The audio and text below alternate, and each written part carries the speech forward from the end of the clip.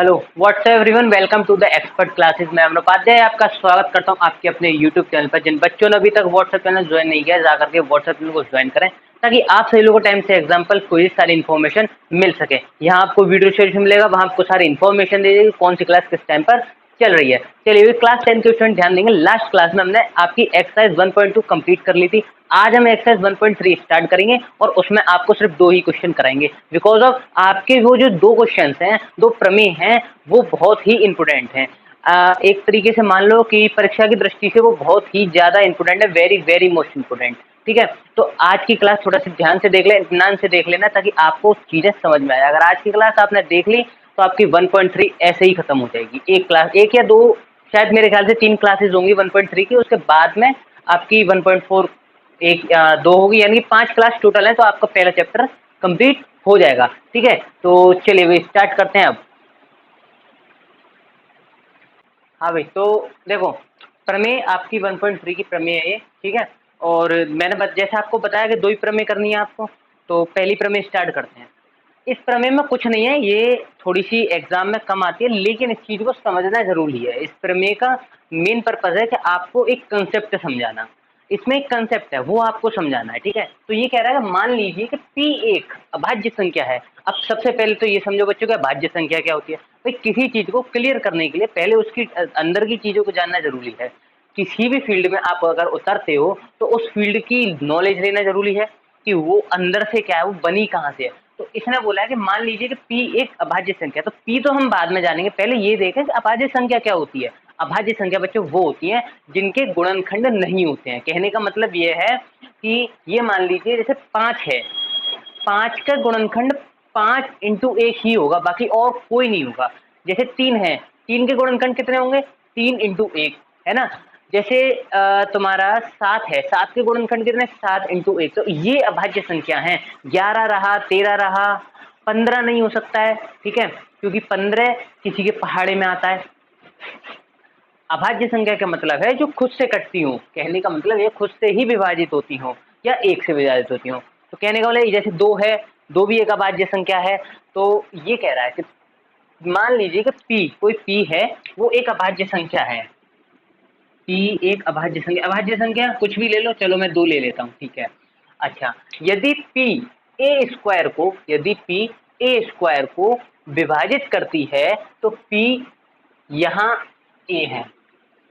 हाँ, यदि P a square को विभाजित करती है तो P a को भी विभाजित करेगी। कहने का मतलब क्या है, कहने का मतलब ये है कि P है, किसी a संख्या है, कोई एक संख्या है, उसे विभाजित कर रही है, उसके वर्ग को विभाजित कर रही है। स्क्वायर लिख रहा है ना, उसके वर्ग को विभाजित कर रही है। जब वो उसके वर्ग को विभाजित कर रही है तो वो उसको भी विभाजित करेगी। कहने का मतलब ये है। अब ये तो जान लें कि सर ये a क्या है। हाँ, तो उसने आगे लिख रखा है कि जहां a एक धनात्मक पूर्णांक है, कोई भी धनात्मक पूर्णांक ले लो, उसके वर्ग को अगर ये P काटता है, यानी ये भाज्य संख्या काटती है, तो उसको भी काटेगी। अगर उसके वर्ग को काट रही है तो उसको भी काटेगी। तो हम कुछ भी ले लेते हैं, जैसे कि धनात्मक पूर्णांक ले लो आप 4। ठीक है, तो a स्क्वायर बराबर 4 का स्क्वायर, a बराबर 4 मान लें, यहाँ पे a बराबर 4 मान लेते हैं। ठीक है, अब पहले वाला कंडीशन देखो, यदि p यानी कि 2, a स्क्वायर, a का स्क्वायर 4 चौक 16, 16। ठीक है, यदि P a को विभाजित करती है, पूरा पूरा काट रही है, ये 2 अट्ठे 16, यानी पूरा पूरा गया ये,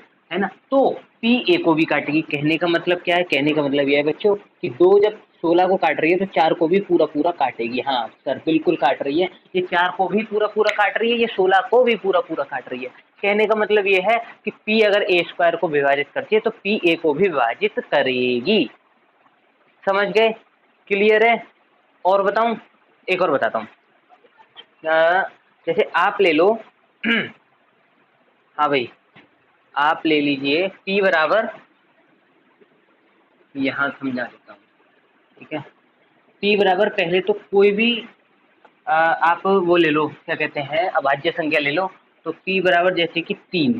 ठीक है, अब A क्या लें सर, अब A ले लो आप 6, A ले लेते हैं 6। ठीक है, अब A 6 ले लिया, तो अब क्या कह रहा है वो, जब यदि P a स्क्वायर को, a का स्क्वायर 36, यदि P a स्क्वायर को काट रही है, यानी कि ए के स्क्वायर को काट रही है, तो ये कितनी बार काटेगी, ये काटेगी 12 बार।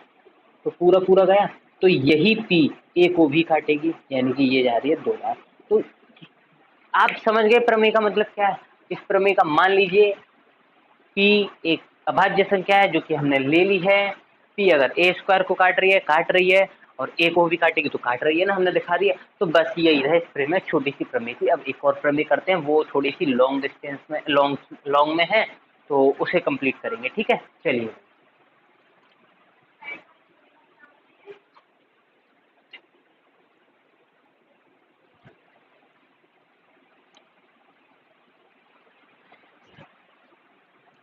हाँ भाई, तो देखो अब 1.4 आपकी प्रमेय देखते हैं। देखो सुनो, ये थोड़ी सी लॉन्ग है, थोड़ा कॉन्सेंट्रेंसी के साथ कॉन्सेंट्रेट होकर के देखना, कंसिस्टेंसी के साथ में, क्योंकि थोड़ी सी लॉन्ग है, हो सकता है आपको समझ में एक बार में ना आए। जिन बच्चों को अगर एक बार में समझ में ना आए तो वो एक बार पीछे वीडियो करके या पॉज करके देख सकते हैं, समझ सकते हैं अपनी सिक्वेंसी अपनी इसके साथ। ठीक है, तो थोड़ा सा मैं आपसे फिर कह रहा हूँ कि थोड़ा लॉन्ग पड़ेगा, ज़्यादा लॉन्ग नहीं है, मतलब कहने को ना फर्स्ट टाइम करोगे तो थोड़ा सा लॉन्ग पड़ेगा, तो आप थोड़ा कॉन्सेंट्रेट और कंसिस्टेंसी के साथ में देखना। चलिए भी कराते हैं स्टार्ट। देखो ये कह रहा है √2 एक अपरिमित संख्या। पहले मैं आपको बता दूं कि 1.3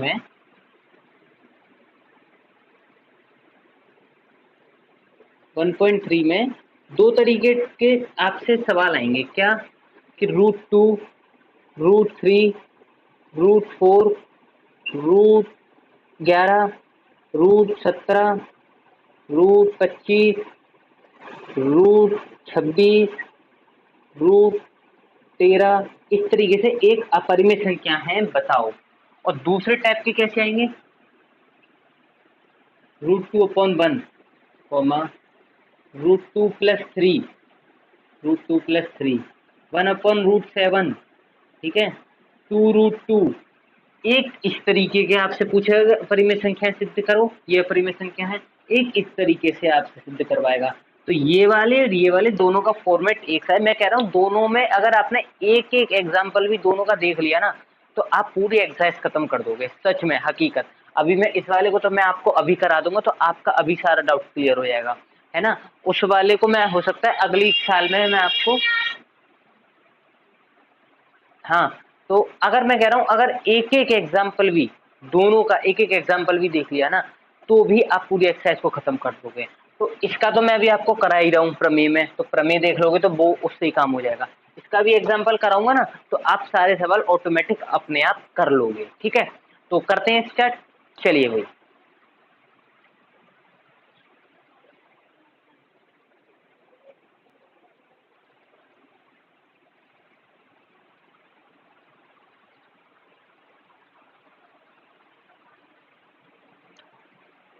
हाँ भाई, तो देखो बिल्कुल सिंपल है, बस आपको इस प्रमेय को देख लेना, आप सारे क्वेश्चन कर लोगे। पूरा एक ही चलेगा, एक ही तरीके के चलेगा। जो मैं आप करा रहा हूँ ना, सिर्फ इसको याद रखना, आपका काम हो जाएगा, सच में हो जाएगा। तो देखो √2 एक अपरिमेय संख्या है। अब हमें कुछ नहीं करना है, शुरुआत कहाँ से करनी है हल की, मैं बता देता हूँ। यहाँ से आपका सॉल्यूशन स्टार्ट होगा। ठीक है, यहाँ से आपका सॉल्यूशन स्टार्ट हो जाएगा। तो वेट,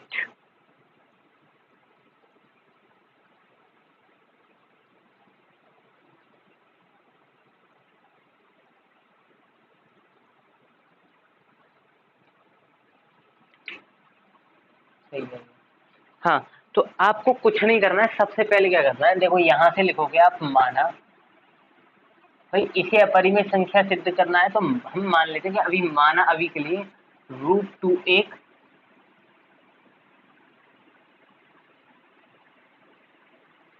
परिमेय संख्या है। ठीक है, √2 एक परिमेय संख्या है। अब √2 एक परिमेय संख्या है, तो परिमेय संख्या तो P/Q के रूप में व्यक्त की जाती है। तो हम √2 = P/Q कर सकते हैं। इतना क्लियर है भाई। √2 एक परिमेय संख्या हमने मान लिया है, जब माना है तो √2 P/Q, बिल्कुल ठीक है। यहाँ एक शर्त होती है क्या, कि Q does not equal to 0। ठीक है, तो Q यहाँ लिखेंगे हम, Q does not equal to 0। और एक शर्त हम अपनी तरफ से मानते हैं कि P व Q Q एक सह अभाज्य, क्या है? सहभाज्य। P व Q सहभाज्य है, ठीक है। ये शर्त हमने मान, ठीक है। इतना होने के बाद में आपको कुछ नहीं करना है। अब क्या करना है? जब सहभाज्य है तो सर सबसे पहले हमें ये बताइए कि सर सहभाज्य का मतलब क्या होता है। देखो बच्चा, सहभाज्य संख्या कौन सी होती है पहले ये मैं आपको बता देता हूँ। जिनका HCF सिर्फ और सिर्फ एक आता। कहने का क्या मतलब है? कहने का मतलब है जैसे 15 और 16, 15 और 16 इनका HCF एक ही आएगा। इनका HCF एक ही आएगा। इनके गुणनखंड करने पर कॉमन आपको एक ही मिलेगा। ये होती है आपकी क्या? सहभाज्य संख्या, ठीक है। इनका जब HCF करोगे, इनके गुणनखंड के कॉमन जो होंगे वो आपको एक ही मिलेगा, HCF एक ही मिलेगा। तो ये होती है सहभाज्य संख्या। तो P व Q सहभाज्य संख्या, हमने ये इतना मान लिया। अब इतना मानने के बाद में आपको क्या करना है? हाँ भाई, इतना मानने के बाद, इतना मान लिया। इतना मानने के बाद में आपको कुछ नहीं करना है, बस अब आपको इसको सॉल्व करते जाना है।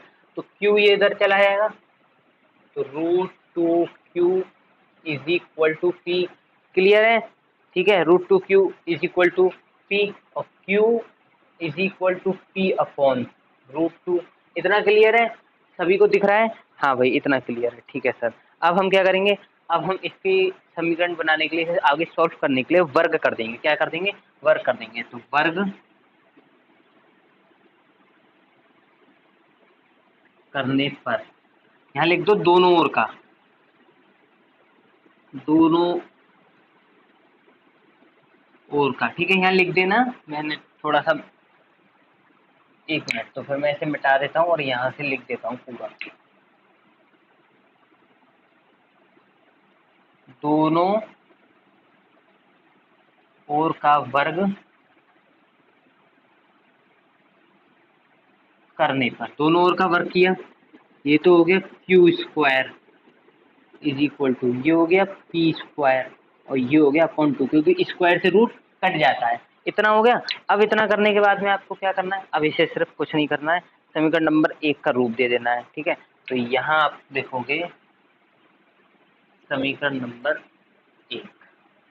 इतना करने के बाद में आपको क्या करना है? इतना करने के बाद में अब आप एक चीज देखो, इस समीकरण में आपको पहचानना क्या है? अब इस समीकरण में आपको एक चीज पहचानी है, क्या? कि Q एक पूर्णांक है। क्योंकि Q एक पूर्णांक है और जब Q पूर्णांक है तो Q स्क्वायर भी पूर्णांक होगा। भाई यहाँ हमें पता है कि Q एक पूर्णांक है, ठीक है। Q एक पूर्णांक होता है, तो यहाँ लिखेंगे हम, चूंकि Q एक पूर्णांक है, ठीक है, इसीलिए Q स्क्वायर एक पूर्णांक है। भाई जब Q पूर्णांक हो तो Q स्क्वायर भी पूर्णांक हो। कहने का मतलब ये है कि जब 2 एक पूर्णांक है तो 2 का स्क्वायर भी पूर्णांक होगा। भाई 2 और 4 ये दोनों पूर्णांक ही तो है, तो बस। तो जब Q एक पूर्णांक है तो Q स्क्वायर भी एक पूर्णांक होगा। होगा नहीं होगा? ये कंडीशंस आपको देखनी है, सब में सब एक ही चीज लगानी है, मैं आपको बता दे रहा हूँ, ठीक है। जब Q भी एक पूर्णांक, Q स्क्वायर भी एक पूर्णांक है, तो एक चीज और देखो, जब P square upon 2, P square upon 2 भी एक पूर्णांक है। क्यों? क्योंकि ये पूर्णांक है तो ये भी पूर्णांक है, इसीलिए P स्क्वायर अपॉन 2 एक पूर्णांक है। कहने का क्या मतलब है? ध्यान से समझो, ध्यान से समझो। Q एक पूर्णांक है, हमें इतना पता है। जब Q एक पूर्णांक है तो Q स्क्वायर भी एक पूर्णांक होगा, और जब ये Q स्क्वायर एक पूर्णांक है तो इसके सामने वाला जो इसके बराबर में रखा है, यानी कि बराबर इसके, ये भी तो एक पूर्णांक होगा। भाई पूर्णांक बराबर पूर्णांक ही तो लिख रहा है, तो बस जब ये पूर्णांक तो ये भी पूर्णांक। इतना इतना समझ में आया? इतना समझने के बाद में आपको क्या करना है? इतना समझने के बाद में आपको कुछ नहीं करना है, सिर्फ यहाँ आपको एक लाइन कर देता हूँ मैं यहाँ पे, ठीक है। इतना करने के बाद में आपको क्या करना है? इसीलिए जब पी स्क्वायर और P स्क्वायर अपॉन 2 एक पूर्णांक है, तो इसीलिए आगे करेंगे पी, भाई पी स्क्वायर 2 से भाज्य है, पी स्क्वायर 2 से भाज्य है, वो तो साफ साफ दिख ही रहा है, पी स्क्वायर 2 से भाज्य है, पी स्क्वायर 2 से भाज्य है। जब पी स्क्वायर 2 से भाज्य है तो आपको क्या करना है, कुछ नहीं करना है भाई, यहाँ आपको दिख रहा है कि पी स्क्वायर 2 से भाज्य है तो पी भी 2 से भाज्य होगा। भाई एक बात बताओ, जब 2 का स्क्वायर अपॉन 2 है तो 2 अपॉन 2 भी हो सकता है ना, जब जैसा मैंने अभी पहली प्रमेय में बताया, और इसीलिए वो बताया था मैंने, पी 2 से भाज्य है इसीलिए, ठीक है। तो इतना आ गया। अब हम क्या करेंगे, जब P 2 से भाज्य है तो क्या होगा, माना P 2 से भाज्य है, जब 2 से हम इसे काटेंगे तो कुछ तो मिलेगा, तो उसे हम K1 मान लें। भाई K1 मान लें, जब P 2 से भाज्य होगा तो उसे हम K1 मान लेंगे, और K एक पूर्णांक होगा, K एक पूर्णांक है, K एक पूर्णांक है। तो अब हम क्या करेंगे, अब हम इसे कुछ नहीं करेंगे, P is equal to 2K1, 2K1, और इसे समीकरण नंबर 1 मान लेंगे, तब वो समीकरण नंबर 2 मान लेंगे। इतना सबके समझ में आएगा मेरे ख्याल से, यहाँ तक सभी को क्लियर होगा। ये देखो ध्यान से समझोगे आप एक बार, मैं अभी कल वाली क्लास में जब कराऊंगा तो और अच्छा समझ में आ जाएगा, ठीक है। तो P बराबर 2K1, ठीक है, P बराबर 2K1। अब P का मान समीकरण नंबर 1 में रख लो आप, ठीक है, हमें क्या निकलता है फिर देखते हैं। P का मान समीकरण नंबर 1 में रखने पर, समीकरण नंबर 1 में रखोगे तुम जब P के मान को, तो Q square is equal to P का मान कर लगना है ना, तो 2K1 का स्क्वायर अपॉन 2, इतना आ गया, इतना आ गया। इतना ध्यान से समझ लो, जब P का मान हमने P का मान समीकरण नंबर 1 में रखा तो हमें ये इतना मिल गया। अब इतना मिलने के बाद में क्या करना है, इतना मिलने के बाद में आपको इसे सॉल्व कर देना है, ठीक है। तो ये इसे जब आप सॉल्व करोगे, यहाँ सॉल्व कर देता हूँ मैं, क्यू स्क्वायर 4K1 का स्क्वायर, 4K1 का स्क्वायर अपॉन 2, इतना आ गया। अब इतना करने के बाद में कुछ नहीं करना है, इस 2 से इस 4 को काट देना है 2 टाइम्स, तो ये हो गया Q is equal to 2K1 का स्क्वायर। इतना समझ में आ गया, ये हो गया हमारा समीकरण नंबर, 1 मिनट, हाँ भाई 1 मिनट।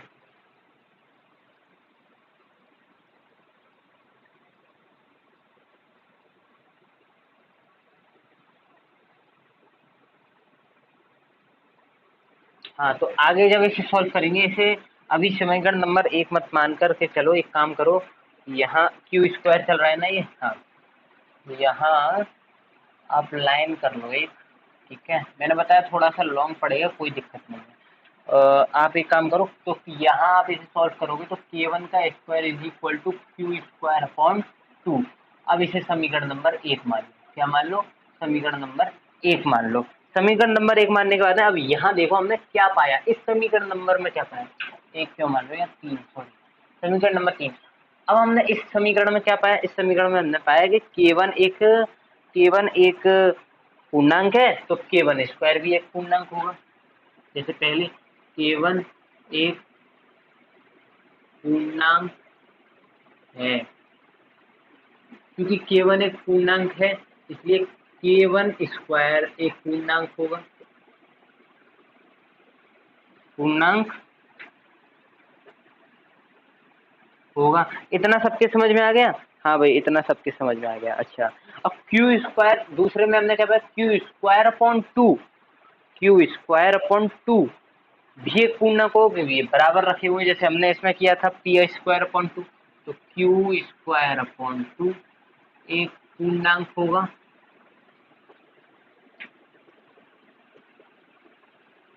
अब क्यू स्क्वायर 2 से भाज्य है, हाँ है, भाज्य, तो क्यू भी 2 से भाज्य होगा, भाज्य होगा और यहाँ है। ठीक है, इतना सबके समझ में आ गया भाई, इतना सबके समझ में आ गया। चलिए भाई, यहाँ तक हो गया। अब जब हमने ये देख लिया कि क्यू भी 2 से भाज्य होगा, तो माना Q2 is equal to K2। क्यों? क्योंकि जब हम Q से इसे भाज्य करेंगे तो हमें कुछ तो मिलेगा, तो वो मिलेगा K2।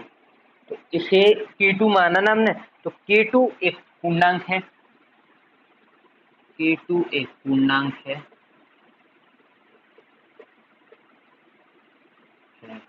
K2 एक पूर्णांक है और Q is equal to 2K2। Q is equal to 2K2। Q is equal to 2K2। अब देखो यहाँ तक समीकरण 2, ये समीकरण नंबर 4 है। समीकरण 2 व 4 को, समीकरण 2 व 4 को आपको क्या करना है, जोड़ लेना है। ठीक है, तुलना कर लेनी है मतलब इनकी। हम्म,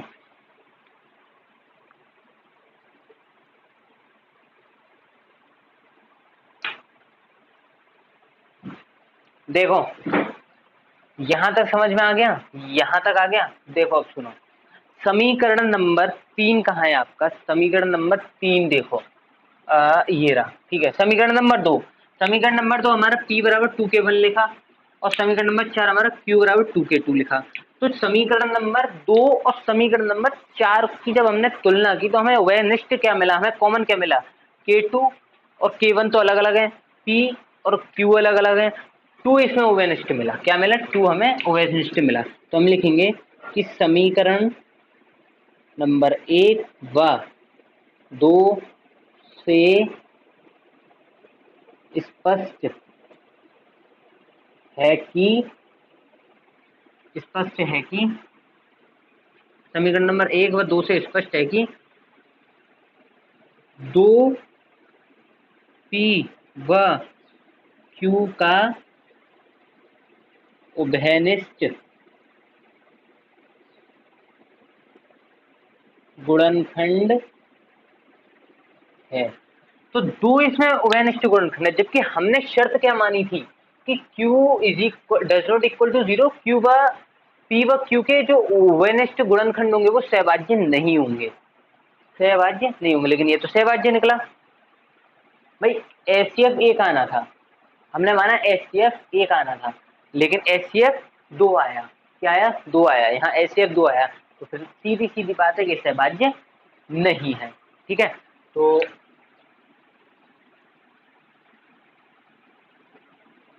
यहाँ लिखेंगे अतः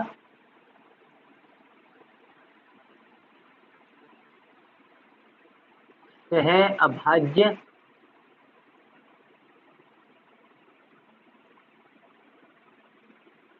नहीं है। ठीक है, अतः सहभाज्य नहीं है।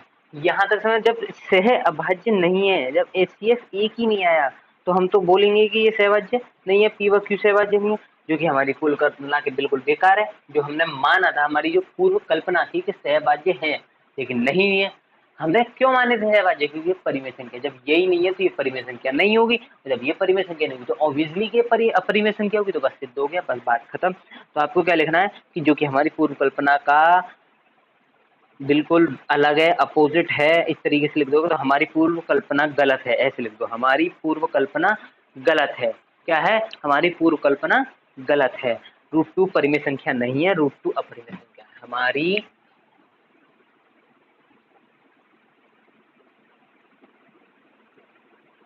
पूर्व कल्पना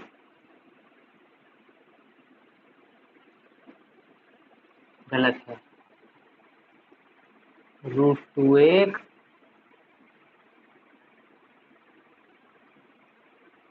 परिमेय संख्या नहीं है, √2 एक अपरिमेय